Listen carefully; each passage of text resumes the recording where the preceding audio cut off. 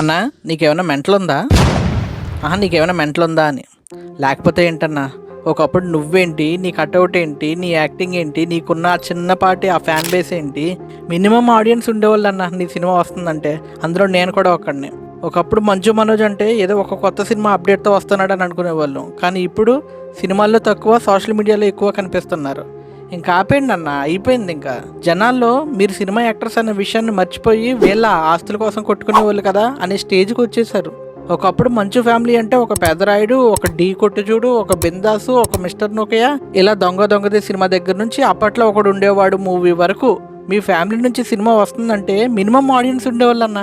కానీ ఇప్పుడు మీ మూవీస్ ఓటీటీలో కాదు కదా, టీవీలో ఫ్రీగా వేస్తున్నా సరే ఛానల్ మార్చేస్తున్నారు జనాలు. దీనంతటికీ కారణం ఎవరో తెలుసా? నువ్వే.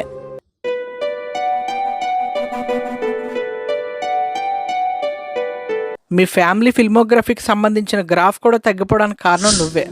అవును, నువ్వే లేకపోతే నాకు తెలిసి మీ ఫ్యామిలీ ఈ 2020s వరకు కూడా సస్టైన్ అయ్యే వాళ్ళే కాదు. ఒకప్పుడు మీ జర్నీ చాలా బాగుండేదన్న. నువ్వు ఇటువైపు నుంచి రాజుబాయి, నేను మీకు తెలుసా, ప్రయాణం, బిందాసు, వేదం, మిస్టర్ నోకియా, పోటుగాడు, కరెంట్ తీగ అండ్ అన్నిటికన్నా ముఖ్యంగా నీ కెరీర్లోనే సెకండ్ బెస్ట్ ఫిలిం ఒక్కడు మిగిలాడు లాంటి ఫిలిమ్స్ నువ్వు ఇటువైపు నుంచి దించుతుంటే మీ వాళ్ళు మాత్రం అటువైపు నుంచి ఢీ తర్వాత సలీము, వస్తాడు నారాజు, దేనికైనా రెడీ, దూసుకెళ్తా, అంకుశం, ఎర్రబస్సు, డైనమైటు, గాయత్రి, లక్కున్నోడు, లక్కలేనోడు, లేచిపోయినోడు, ఇలా ఎక్కడ లేని స్క్రాప్ అంతా దింపారు. ఇప్పుడు మీ ఎంటైర్ ఫ్యామిలీలో జనాలకి ఎవరి మీదైనా కొద్దో గొప్ప సాఫ్ట్ కార్నర్ ఉందంటే అది నీ మీదే అన్న. ఇన్ని రోజులు మేము ఏంట్రా ఈ మనిషి ఒక హిట్టు కొట్టి 10 ఫ్లాప్లు ఎత్తాడే, ఏ మనిషిరా బాబు అనుకుని తిట్టుకునేవాళ్ళం.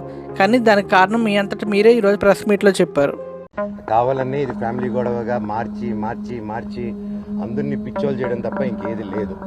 మేము ప్రియాంప్ ఇచ్చేస్తాం, మాకు మీ ఆస్తి లేదు. ఇది ఆస్తి గొడవే కాదు. మా నాన్నగారికి ఎప్పుడో పెట్టేశాను, నాకు ఆస్తి వద్దు నాన్న, మీది ఆస్తి వద్దు, కానీ పిల్లల భవిష్యత్తుకి మీకు సంబంధం లేదా. అది దట్ ఈస్ ఎందుకంటే స్టూడెంట్స్ నమ్ముకొని వచ్చారు, వాళ్ళు నమ్ముకొని వచ్చారు. అక్కడ స్టార్ట్ అయ్యేంత దూరం వచ్చింది. అది ప్రూఫ్స్ ఇచ్చాను. కత్తులు గన్నులతో కొట్టరా అని చెప్పి మా మీదకి వచ్చారు, కర్రలతో వచ్చారు, గన్నులు తీశారు. ఇవన్నీ ప్రూఫ్ సీఏ దగ్గర ఉన్నాయి. ఇప్పుడు కూడా మీరు వెళ్ళి అడగండి, సీసీటీవీ వాళ్ళు ఎంటర్ అయింది ఎవరు, వాళ్ళు ఇస్తే సగం ముందు కొట్టుకుని తిరుగుతాను నేను వీధంతా. వాళ్ళ సమస్య లేదు ఎవరు మీకు, ఎందుకంటే వాళ్ళు చేసింది దొంగ పని. ప్రతి ఒక్కటి మనోజ్ గారి దగ్గర ప్రూఫ్స్ ఉన్నాయి. వాళ్ళ దగ్గర ఒక్క ప్రూఫ్ మనోజ్ మీద తప్పని చెప్పమనండి, నేను సాక్షాత్ అందరి కాళ్ళ మీద పడి నేను సారీ అడుగుతాను. ఒక్క ప్రూఫ్ చూడుకుని పోనీ నేను ఆస్తి అడిగినట్టు ఒక్క ప్రూఫ్ చూపిమనండి. వాళ్ళు చెప్పేది ప్రతిదీ అబద్ధం. 30-40 కార్లు ఇదే వీధిలో వచ్చి మా సెక్యూరిటీ గేట్లు దూకి స్టంప్స్ లో బూతులు మాట్లాడి నా సెక్యూరిటీని కొట్టి 3 గంటల వరకు బంధించారు లోపల. నేను 100కి చేశా, పోలీసుకి చేశా సార్, కమిషనర్ గారికి చేశా సార్, ఇలా అయ్యింది, పెట్స్ ఉన్నాయి, అన్ని పగల కొడుతున్నారు మా వస్తువులన్నీ లోపల, నా రూమ్ వస్తువులన్నీ పగల కొట్టేశారు. నా బాబు ఫొటోస్, నా పాప ఫొటోస్, చిన్నప్పటి నుంచి ఉన్న వస్తువులు, నా పాప కోసం ఉన్న చిన్న చిన్న నగలు మేము బర్త్డే కోసం కొనుక్కున్నట్టువి ప్రతిదీ పగలు కొట్టి ఎక్కడేశారో కూడా తెలియట్లేదు. ఎందుకింత దరిద్రానికి దిగజారుతున్నాడో నాకు అర్థం కావట్లేదు. ఎందుకింత నేను కేవలం నా భైరవం, నా కన్నప్ప మీదకి నా భైరవం వదులుతాను. ఇది కాదు మనం పోరాడాలంటే ఎండి ధరల మీద పోరాడదాం, పని మీద పోరాడదాం, హెల్తీగా పోరాడదామని నా భైరవం వదులుదాం అనుకున్నాం సినిమా. ఇంకంతే, భైరవం వదులుతున్నా అనేసరికి టెన్షన్ అయిపోయి కన్నప్ప పోస్ట్పోన్ చేసుకున్నాడు. ఆ కోపం ఎలా చేసుకోవాలో తెలియక నా మీద ఇదంతా రుద్దుతున్నారు. అన్న, ఇప్పుడు నువ్వు యాక్సెప్ట్ చేయాల్సింది ఏంటంటే ఇప్పుడున్న పరిస్థితులన్నీ నీకు వ్యతిరేకంగానే ఉన్నాయన్న. నువ్వు తండ్రి కోసం వెళ్తే వాళ్ళ ఆస్తి కోసం వచ్చావంటారు, సంధి కోసం వెళ్తే మీ ఇంటికి మనుషుల్ని పంపి ఇబ్బంది పెడతారు, వాళ్ళు మీ మీద కేసులు పెట్టడం, మీరు వాళ్ళ మీద కేసులు పెట్టడం. ఇప్పటికే మీ సగం కెరియర్ వాళ్ళ చేతుల్లోనే అయిపోయింది. Now you're on your own. ఇప్పుడు తలుచుకున్న నీ కెరీర్ నువ్వు బిల్డ్ చేసుకోగలవన్నా. త్వరలోనే భైరవం సినిమా ఉంది, మిరాయి సినిమా ఉంది, అంటే నీకు ఇంకా టైం ఉంది.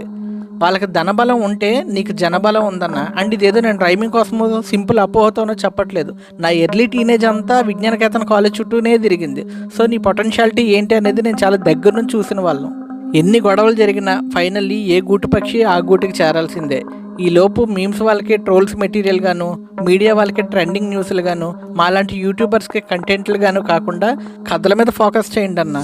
ఒక్క హిట్ కొడితే చాలు, మీరు కోల్పోయినవన్నీ వాటంతటా అవే వెతుక్కుంటూ మళ్ళీ మీ దగ్గరికి వస్తాయి. మళ్ళీ ఒక్కడు మిగిలాడు లాంటి స్క్రిప్ట్తో కంబ్యాక్ ఇస్తారని నా తరపున అండ్ మా సబ్స్క్రైబర్స్ తరపున కోరుకుంటున్నాం. అండ్ ఈ వీడియోని ఎక్కడి వరకు చూసారంటే నేను బాగానే వాగుతున్నాను అని అర్థం అనమాట. ఎనీహౌ ఈ వీడియో మీకు నచ్చితే లైక్ చేయండి అండ్ మంచు మనోజ్ సినిమాల్లో మీకు ఏ మూవీ అంటే ఇష్టమో కింద కామెంట్ చేయండి అండ్ కంటెంట్ నచ్చితేనే సబ్స్క్రైబ్ చేసుకోండి. This is J signing off from now to talks. Thank you. ఇక్కడ బ్రతుకున్న వాళ్ళ కంటే వాళ్ళు చంపిన వాళ్ళ సమాధులే ఎక్కువ అన్నా. కులాన్ని మతాన్ని నమ్ముకొని రాజకీయం చేసే నాయకులు తమను తామే అవమానపరుచుకుంటూ ఆ జాతిని అవమానపరుస్తున్నారని తెలుసుకునేంత వరకు ఈ విభజన తప్పదు. అసలు మాకు దేశమే లేదా సార్?